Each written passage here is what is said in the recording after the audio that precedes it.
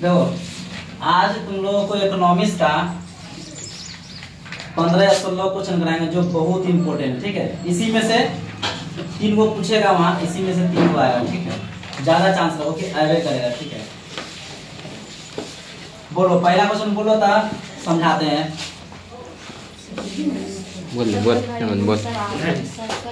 क्या लिखे बात है क्वेश्चन? सकल घरेलू उत्पाद ना किसे कहते हैं? सकल घरेलू उत्पाद है ना। तो सकल घरेलू उत्पाद को अंग्रेजी में कहते क्या कहते हैं? जीडीपी भी कहते हैं। क्या कहते हैं? जीडीपी, ठीक है। इसका मतलब होता है ग्रोस डोमेस्टिक प्रोडक्ट, ठीक है। जीडीपी में सकल घरेलू उत्पाद माने क्या होता है? जीडीपी का अर्थ क्या होता है कि किसी देश में दिए गए वर्ष में या एक वर्ष में जो वस्तु और सेवाओं की कुल मात्रा उत्पादित होती है उसे कथी कहेंगे? सकल घरेलू उत्पाद। तो कोई देश में ना एक वर्ष में कोई टारगेट दे दिया कि हमको एक वर्ष में कितना उत्पादन हो रहा है वस्तु और सेवाओं का। जैसे कि अभी 2024 चल रहा है तो 2020 में कितना हुआ होगा, 2018 में कितना हुआ होगा। जैसे उदाहरण ले तुम 2023 में, ठीक है। 2023 में मतलब कि कृषि से कितना उत्पादित हुआ, कितना इनकम आया। कृषि से मानो कि हो गया होगा 40 लाख करोड़, 50 लाख करोड़, ठीक है, फायदा भारत को। फिर खनिज से, उद्योग से, ठीक है, सेवाओं से कितना आमदनी भारत को एक साल के अंदर आया। मतलब समझ गया ना। जीडीपी माने होता है एक वर्ष में यानी दिए गए वर्ष में वस्तु और सेवाओं की जो कुल मात्रा उत्पादित होती है उसे कथी कहेंगे? जीडीपी, ठीक है। समझ गया ना। 2024 चल रहा है ना अभी, तो सरकार देखेगा 2024 में कितना उत्पादन हो रहा है भारत के, ठीक है, उसे कथी कहेंगे? जीडीपी, ठीक है। ये उसे कहते हैं सकल घरेलू उत्पाद। दूसरा बोलो मिश्रित अर्थव्यवस्था क्या है? मिश्रित ना, देखो मिश्रित अर्थव्यवस्था, यहाँ देखो अर्थव्यवस्था कितना प्रकार का होता है? पढ़े लेते 3 प्रकार के ना होता है। एक होता है पूंजीवादी, साम्यवादी और मिश्रित। तीनों पूरा कर लो। मिश्रित पढ़ा तो तीनों हो जाएगा पूरा। देखो पूंजीवादी में क्या होता है? जहां उत्पादन के साधनों पर निजी व्यक्ति का अधिकार होता है पूंजीवादी में। जैसे क्या हो जाएगा? अमेरिका है ना। समाजवादी में क्या होता है कि उत्पादन के साधनों पर किसका स्वामित्व होता है? सरकार का। तो कौन हो जाएगा? रूस में समाजवादी देश है। अब मिश्रित माने क्या? और दोनों का यानी कि उत्पादन के साधनों पर सरकार और निजी व्यक्ति, मतलब सरकारों के और निजी व्यक्ति दोनों का अधिकार होगा। जैसे में कौन हो जाएगा? भारत में लगता है सरकारी स्कूल है, प्राइवेट स्कूल है, ठीक है। सरकारी हॉस्पिटल, प्राइवेट हॉस्पिटल रहता है ना। सरकारी टीचर, प्राइवेट टीचर, ठीक है, दोनों का अधिकार है। कोई व्यक्ति का अपना कंपनी रहता है, सरकारियों की कंपनी हो, सरकारों की कंपनी रहता है, तो उसी कहते हैं जब उत्पादन के साधनों पर सरकार तथा निजी व्यक्ति दोनों का अधिकार होता है उसे कथी कहेंगे? मिश्रित अर्थव्यवस्था। जैसे में क्या हो जाएगा? जैसे में भारत। और पूंजीवादी में क्या हो जाएगा? अमेरिका। और समाजवादी में क्या होगा? रूस। कथी हो जाएगा? समझ गया ना। पूंजीवादी पूछे, समाजवादी पूछे, चाहे पूछ सकता है क्वेश्चन, ठीक ना। समझ गया? तीनों अर्थव्यवस्था। चलो आगे बोलो। आय से आप क्या समझते हैं? आय से आप क्या समझते हैं ना क्वेश्चन है। ये भी क्वेश्चन पूछ सकता है, ठीक है। आय से आप क्या समझते हैं?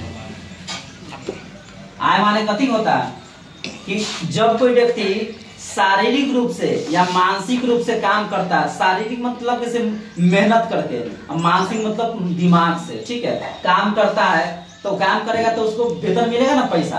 तो जो उसके बदले में जो उसे वेतन मिलता है, जो कोई व्यक्ति मजदूरी काम करता है, लेबर काम करता है, डेली ना पैसा मिलता है उसको। शाम के डेली काम करेगा, डेली पैसा लेगा, तो वो भी तो आय हुआ, मतलब मजदूरी करके कमा रहा है। कोई व्यक्ति टीचर है स्कूल में, तो पढ़ा रहा है, तो उसको कब पैसा मिलेगा? महीना लगेगा तो सरकार पैसा देगा उसको। तो मानसिक मतलब दिमाग से पढ़ा रहा है। जैसे हम तुम लोग को पढ़ा रहे हैं तो मानसिक हुआ, मानसिक इसको बोला। तो मानसिक मतलब मस्तिष्क के द्वारा।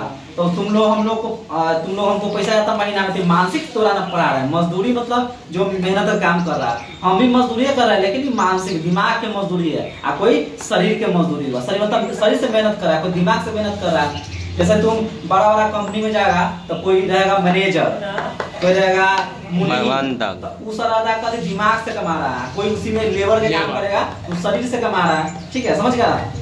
आय में जब कोई व्यक्ति शारीरिक और मानसिक रूप से काम करता है, जो उसके बदले उस कथी मिलता है उसको वेतन, उसे कथी कहते हैं आय, यानी आय में कमाना, कमाई करना, ठीक है, क्लियर। वस्तु विनिमय क्या है? वस्तु विनिमय ना, वस्तु विनिमय याद है किसी को? याद है होगा वस्तु विनिमय क्या होता है? बोलो वस्तु विनिमय क्या होता है? वस्तु के बदले लेना होता है ना, होता वस्तु विनिमय क्या हो, जब मतलब पहले क्या होता था, पहले रुपया नहीं बनता था, तब वस्तु से ना वस्तु से होता था। जैसे किसी को हम मतलब किसे चावल देंगे तो उसके बदले क्या देगा, हमको गेहूं देगा, है ना। तो एक वस्तु से दूसरी वस्तु का जब लेन देन होता है उसको कथी कहेंगे, वस्तु विनिमय। समझ गया? तब वस्तु विनिमय करते जब वस्तु के बदले वस्तु का लेन देन होता है। अब पहले जब मुद्रा नहीं बनना था ना, तो मुद्रा बनने से पहले ना वस्तु विनिमय होता था। हालांकि वस्तु विनिमय ना ठीक नहीं था, इससे बहुत सारा दोष था, उसको रखने में दिक्कत होता था, संचय करने में दिक्कत होता था, ठीक है। और उसको फिर कैसे रखो, कैसे ज्यादा दिन रखेगा, खराब हो जाएगा। वस्तु के ज्यादा दिन थोड़ी ना रख सकता है, ठीक ना। समझ गया? क्लियर कि वस्तु के बदले वस्तु का लेन देन को कथी कहेंगे, वस्तु। उदाहरण में लिख देना चावल के बदले गेहूं, ठीक है, कलम के बदले कॉपी, ठीक है, क्लियर। चलो आगे बोलो। एटीएम क्या है? एटीएम देखो, एटीएम ऐसे ही पूछ सकता है, एटीएम हिंदी में भी लिख सकता है, ठीक है। ATM is automatic teller machine, ठीक ना। ऐसे इसको एनी टाइम आती हो ना मनी, ऐसे हो सकता है, लेकिन ऑटोमेटिक टेलर मशीन इसका हिंदी स्वचालित टेलर मशीन, मतलब खुद चलता है, ठीक ना। एटीएम क्या होता है? एटीएम एक स्वचालित टेलर मशीन है जिसके द्वारा हम 24 घंटा पैसा निकाल सकते हैं या कथी कर सकते हैं, जमा भी कर सकते हैं उसमें। लेकिन यहाँ सुविधा नहीं है बिहार में, लेकिन अलग जगह अलग स्टेट में जमा करने का, एटीएम में जमा भी होता है पैसा, ठीक है। तो एटीएम के द्वारा हम कभी भी 24 घंटा पैसा निकाल सकते हैं, ठीक है। उसका 4 गो भूत पिन कोड नंबर होता है, मालूम है, 4 गो भूत पिन कोड नंबर होता है, उसको वही डालेगा तो एटीएम से तुम्हारा निकासी होगा, मतलब पैसा निकलेगा। समझ गया ना? क्लियर। एटीएम एक स्वचालित टेलर मशीन जिसके द्वारा हम 24 घंटा पैसा निकाल सकते हैं या जमा कर सकते हैं, ठीक है, समझ गया एटीएम। चलो अगला क्वेश्चन बोलो। सहकारिता से आप क्या समझते हैं? सहकारिता देखो, सहकारिता में मतलब क्या होता है? सहकारिता का अर्थ होता है मिलजुल कर कार्य करना। जैसे कि दो व्यक्ति का समूह है या दो से अधिक व्यक्ति का समूह है, ठीक है। तो क्या होता है, किसे कुछ व्यक्ति मिलके कुछ बैंक से पैसा लेगा, लोन टाइप के पैसा लेके उसका कोई व्यापार करेगा, कोई बिजनेस करेगा, अपना प्रॉफिट कमाएगा, मतलब क्या करेगा, लाभ कमाएगा, उसको कथी कहेंगे, सहकारिता। सहकारिता का अर्थ होता है कथी, मिलजुल कर काम करना। इसमें 2 या 2 से अधिक व्यक्तियों का समूह होता है जो मिलकर इकट्ठा होके और कुछ बैंक से लोन लेता है और उसी बैंक लोन से लेकर अपना व्यापार का काम करता है। समझ गया ना? क्लियर हो गया? तो सहकारिता करते मिलजुल कर कार्य करना, काम करना, ठीक है। आगे बोलो। मौद्रिक प्रणाली क्या है? मौद्रिक जैसे वस्तु विनिमय पढ़ाए थे ना कि वस्तु के बदले वस्तु का लेन देन, ठीक है। तो मौद्रिक प्रणाली में क्या होता है? मौद्रिक प्रणाली में होता है कि से मुद्रा के द्वारा, इसमें एक पक्ष मुद्रा रहेगा, एक पक्ष वस्तु रहेगा। जैसे हम अभी के जमाना में तो मौद्रिक प्रणाली में काम करता है, तुम पैसा लेके जाएगा तब ना सामान देगा दुकान में। तुम्हारे पास मुद्रा है और उसके पास क्या सामान है, दुकान वाला सामान देगा, तुम उसको क्या देगा, उसको पैसा। तो जब मुद्रा के द्वारा लेन देन होता है उसको कथी कहेंगे, मौद्रिक। समझ गया ना? जब एक पक्ष मुद्रा और दूसरा पक्ष वस्तु रहे और लेन देन हो उससे कहेंगे मौद्रिक प्रणाली। अच्छा, सबसे अच्छा प्रणाली है वस्तु विनिमय से लाख गुना अच्छा। वस्तु विनिमय में बहुत सारा दोष है, इसमें कम दोष है, ठीक है। समझ गया? क्लियर हो गया? अगला क्वेश्चन बोलो। विस्कोमान क्या है? विस्कोमान देखो, विस्कोमान होता है, समझा देते हैं, बहुत इजी। देखो, विस्कोमान होता है कथी, बिहार में ना विस्कोमान एक संस्था है, बैंकिंग प्रणाली है। क्या होता है इसमें, विस्कोमान के द्वारा कि इसमें ना किसानों को ना कर्ज दिया जाता है, किसानों को कर्ज देगा और किसान कर्ज लेके अपना कथी करेगा, खेती बाड़ी फसल उगाएगा। तो विस्कोमान ना राज्य के किसानों को, अपना राज्य के किसान को, मतलब आम लोगों को जो किसान होता है उसको लोन देने का काम करता है, किसान सबके, और उसके बदले में क्या होता है, वो अपना खेती बाड़ी करता है, फिर उसको चुकाता है। तो बिस्कोमान एक राज्य की एक संस्था है, प्राइवेट संस्था है, निजी संस्था है, ठीक है। क्लियर हो गया? Yes sir. आगे बोलो। सरकारी सेवा किसे कहते हैं? सरकारी सेवा, देखो सरकारी सेवा मतलब क्या होता है, सरकारी सेवा का अर्थ कथी होता है कि सरकार के बदले जब कोई सरकार के अंदर में जब कोई व्यक्ति काम करता है, सरकार के अंदर में काम करता है और सरकार उससे बदले कथी देता है, उसे वेतन देता है, मतलब उसको महीना पैसा देता है। तो सरकार के लिए लोग कथी करता है, काम करता है, और सरकार के अंडर में रह के काम करता है, उसको कथी कहते हैं, सरकार। जैसे ना होता है कोई बैंक, कोई जैसे सरकारी टीचर है तो सरकार के अंडर में काम कर रहा है, सरकार का आदमी है ना, सरकारी से कहते सरकारी नौकरी नहीं करता, सरकारी नौकरी। तो सरकारी नौकरी मतलब सरकार के आदमी हुआ वो, तो उसके बदले सरकार उससे काम करवाता है, उसको महीना में उसको कथी करता है, पैसा देता है। समझ गया ना? Yes sir. और कोई क्वेश्चन है? रोजगार और सेवा में क्या संबंध है? रोजगार और सेवा में देखो, रोजगार और सेवा एक चीज समझो, जब सेवा क्षेत्र का विकास होगा, सेवा देखो प्रायः ना 3 गो क्षेत्र होता है, प्राथमिक, द्वितीयक और तृतीयक। प्राथमिक मतलब होता है कृषि क्षेत्र से संबंधित, द्वितीयक मतलब औद्योगिक क्षेत्र, खनिज हुआ, और तृतीयक मतलब कथी होता है, सेवा मतलब हो जाए परिवहन, संचार, बैंकिंग प्रणाली। तो ठीक है, तो सेवा क्षेत्र में जब विकास होगा ना, रोड बनेगा, बैंक होगा, संचार बनेगा, टेलीफोन, मोबाइल, तो लोगों को कथी होगा, रोजगारों मिलेगा। अगर रोड बन रहा है तो सब उसमें काम करता है कि नहीं करता है? yes. तो ठीक है, रोड बन रहा है, चाहे तुमको बैंकिंग व्यवस्था हुआ, तो जब सेवा क्षेत्र का विकास होगा तो लोगों को कथी होगा, रोजगार मिलेगा, काम करने का उसमें कथी मिलेगा, मौका। ठीक है, तो दोनों रोजगार सेवा दोनों एक दूसरे के पूरक है, कथी है, पूरक है। अगर सेवा क्षेत्र में विकास होगा तो लोगों को रोजगार भी उपलब्ध होगा, रोजगार भी। सेवा मतलब क्या, टेलीफोन हुआ, बैंकिंग हुआ, प्रणाली हुआ, परिवहन, संचार, सब कथी में आ गया, सेवा। तृतीय क्षेत्र को कथी कहते हैं, सेवा क्षेत्र। ठीक है, क्लियर? आगे बोलो। उपभोक्ता कौन है, संक्षेप में बताएं। उपभोक्ता कौन है, इसे संक्षेप करें। उपभोक्ता ना, देखो उपभोक्ता कौन है, संक्षेप में लिखे होगा, ठीक ना। उपभोक्ता, देखो उपभोक्ता माने क्या होता है कि कोई व्यक्ति जब ग्राहक बन के सामान कहीं से खरीदता है, दुकान से, तो तुम क्या कहलाएगी, कहीं जाके सामान खरीदने, तो उपभोक्ता। और दुकानदार तो दुकानदार कहलाएगा, दुकानदार। तुम जो जब सामान खरीदेगी ना दुकान से, तो तुम कहलाएगी उपभोक्ता। मतलब जब कोई व्यक्ति किसी मार्केट से या कहीं दुकान से सामान खरीदता है तो व्यक्ति कथी कहलाएगा, उपभोक्ता। तुम कहीं किने जाएंगे तुम उपभोक्ता कहलाएगी, ठीक ना। उपभोक्ता के क्या कर्तव्य है, कैसे जागरूक होना चाहिए। उपभोक्ता को तुम जाएगी सामान खरीदने, क्या कर्तव्य है तुम्हारा, एक्सपायरी डेट देखेगी, उसका निर्माण तिथि देखेगी, है ना, देखता आदमी, उसका वजन, उसका हॉलमार्क होता है, ठीक है, ये सब देखा जाता है। किताब करने जाएगी तो उसका हॉलमार्क सब देखा जाता है, ठीक ना। और वजन देखते हैं कि चाहे उसका कहिया बना ले, इसका कहिया, दवा जब लेगी दुकानदार दुकान से तो देखता है ना कहिया इसका एक्सपायरी, कहिया खत्म होने वाला है, एक्सपायर होता तो नहीं ना लेता सब सामान। तो उपभोक्ता ने क्या, जब कोई व्यक्ति कहीं सामान खरीदता उसे कथी कहेंगे, उपभोक्ता। अगला क्वेश्चन बोलो, समझ गया ना। बहुराष्ट्रीय कंपनी से आप क्या समझते हैं? बहुराष्ट्रीय कंपनी,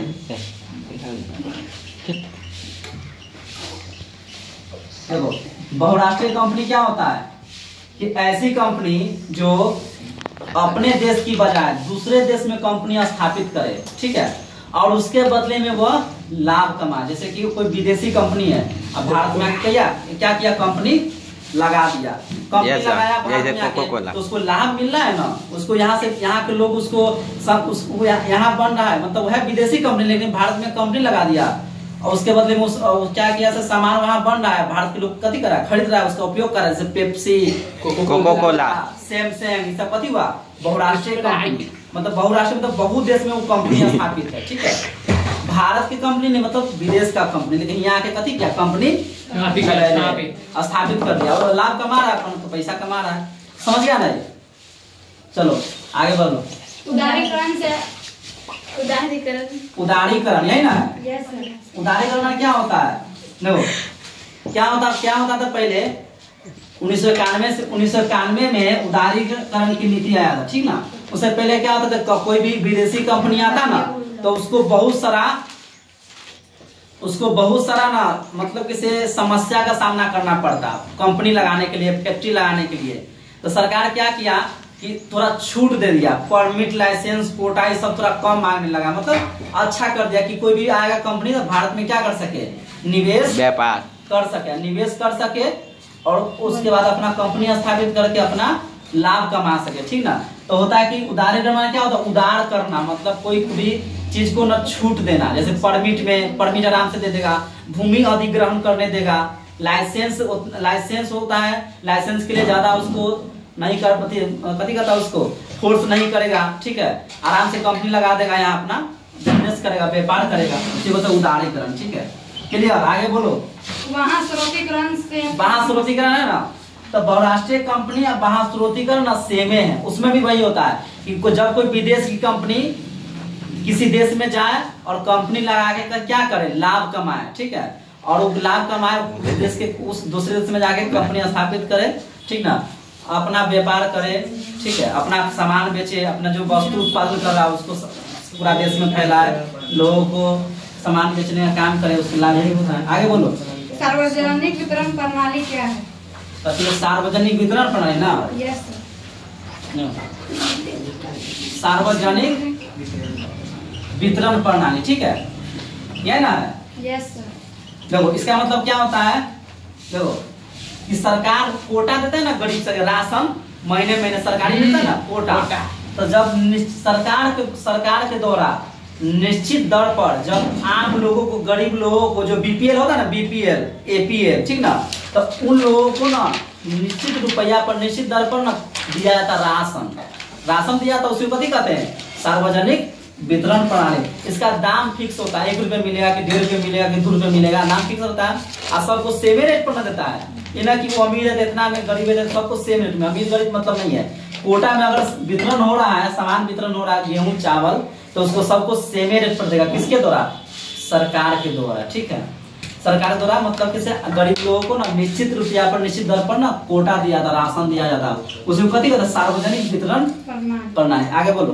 प्रति व्यक्ति आय क्या है? प्रति व्यक्ति आय, देखो तुम लोग को प्राय से पहले आय पता है, जब कोई व्यक्ति शारीरिक अथवा मानसिक कार्य करता है, आय, अब प्रति व्यक्ति माने क्या होता है कि प्रति व्यक्ति पर कितना रुपया पड़ रहा है, जैसे एक व्यक्ति पर कितना पड़ रहा है। जैसे बिहार में हम लोग रह रहे हैं, तो बिहार का हर एक व्यक्ति कितना रुपया कमा रहा है, 25,000 के लगभग है, कि 50,000 कमा रहा है, कि 60,000 कमा रहा है, ठीक ना। जैसे तुम्हारे घर में 5 लोग है, ठीक है, 5 लोग है, तो पापा 500 रुपया कमा रहा है, सब पर कितना रुपया पड़ेगा, अरे 500 रुपया कमा रहा है 5 गो आदमी, तो 100 रुपया पड़ा कि नहीं पड़ा, तो मतलब देश की आबादी है 1 अरब 40 करोड़ है देश की आबादी, भारत में कितना आमदनी हो रहा है उससे भाग करो, निकल जाएगा प्रति व्यक्ति। मतलब इसका उत्तर होगा परिभाषा कि देश की कुल राष्ट्रीय आय में कुल जनसंख्या से भाग देने पर जो निकलता है उसे कथी कहते हैं, प्रति व्यक्ति आय। इसका सूत्र भी होता है, ठीक ना, प्रति व्यक्ति आय, ठीक ना, होता है राष्ट्र की कुल आय, राष्ट्र मतलब होता है कुल आय, मतलब कुल आमदनी अब बटे कुल जनसंख्या, ठीक है, यानी कुल राष्ट्रीय आय में कुल जनसंख्या से भाग देंगे तो कति निकल जाएगा, प्रति व्यक्ति आय, मतलब एक व्यक्ति पर कितना रुपया पड़ेगा। जैसे बताया उदाहरण को, तुम्हारे घर में 5 आदमी है, तुम्हारे पापा 1000 रुपया डेली कमा रहा है, कथी करेंगे, 5 से भाग कर देंगे, करना देंगे, तो कितना रुपया पड़ा, एक व्यक्ति पर कितना रुपया पड़ा, 200, मतलब हर व्यक्ति पर 200 रुपया पड़ा कि नहीं, उसे कथी कहेंगे, प्रति व्यक्ति आय, ठीक है, यानी राष्ट्र की कुल आय में कुल जनसंख्या से भाग देने पर जो निकलता है उसे कथी कहेंगे, प्रति व्यक्ति। और तो क्वेश्चन है, ठीक है, सब जितना क्वेश्चन बनाया है, बतलाया है, सबको यादें करके लाना, ठीक है, और इसी में से आएगा सब, ठीक है।